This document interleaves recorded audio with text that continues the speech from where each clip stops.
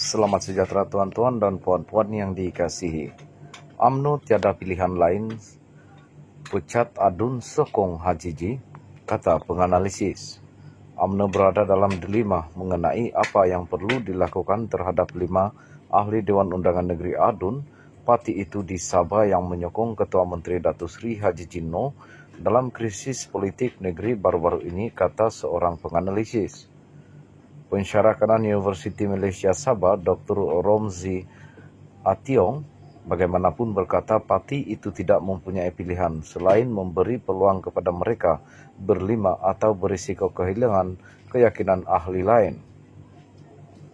Beliau berkata pemecatan mereka akan mengurangkan bilangan adun Barisan Nasional BN UMNO Sabah di DUN dan melemahkan parti itu.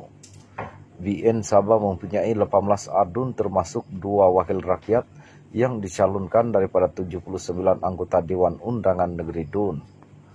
Pengikut adun ini juga mungkin tidak berpuas hati dengan keputusan sebegitu pecat, tetapi ia adalah keputusan terbaik, akan ada akibat negatif tetapi ini hanya sementara. UMNO mesti menunjukkan ketegasannya supaya ahlinya tidak hilang kepercayaan kepada parti, kata Romzi sambil menambah ia juga akan menunjukkan keazaman parti untuk menyokong undang-undang anti lompat parti. 5 adun yang menyokong Hajiji dan menolak langkah Kinabalu itu, pengerusi Badan Perhubungan UMNO Sabah Datuk Seri Bong Mokhtar Radin, ialah Datuk Salimi Yahya Tanjung Keramat, Datuk Dr. Yusuf Yaakob Sindumin, Datuk Jasni Dayah Pantai Dalit, Datuk Asrad Bistari Tapasuk dan Datuk James Ratib Sugut.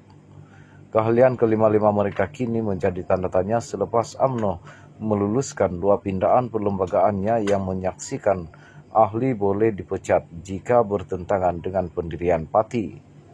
Dr. Firdaus Sofian dari Universiti Teknologi Maras Sabah pula berkata, kenyataan Presiden UMNO Datuk Seri Ahmad Zaid Hamidi semasa Perhimpunan Agung UMNO PAU baru-baru ini adalah satu lagi petunjuk bahawa 5 adun itu akan kehilangan keahlian mereka. Dalam ucapan dasar minggu lalu, Zahid berkata kepimpinan pusat akan tetap bersama UMNO Sabah dalam menghadapi kemelut politik di negeri itu. Firdausi bagaimanapun mengakui UMNO sedang menghadapi masalah dan berkata ia tidak akan memberi petanda baik kepada parti jika 5 adun terbabit kekal sebagai ahli. UMNO mungkin terpaksa memecat mereka kerana mereka mengetepikan parti.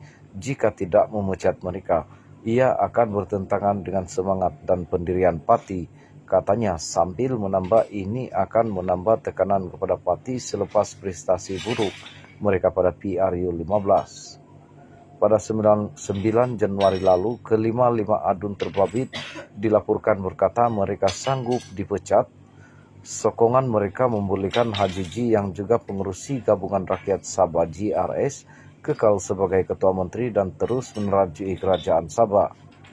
Semalam, Salimi mengulangi bahawa beliau bersedia menghadapi akibat kerana bertentangan dengan keputusan parti itu dengan berkata beliau akan menyerahkan nasibnya kepada UMNO.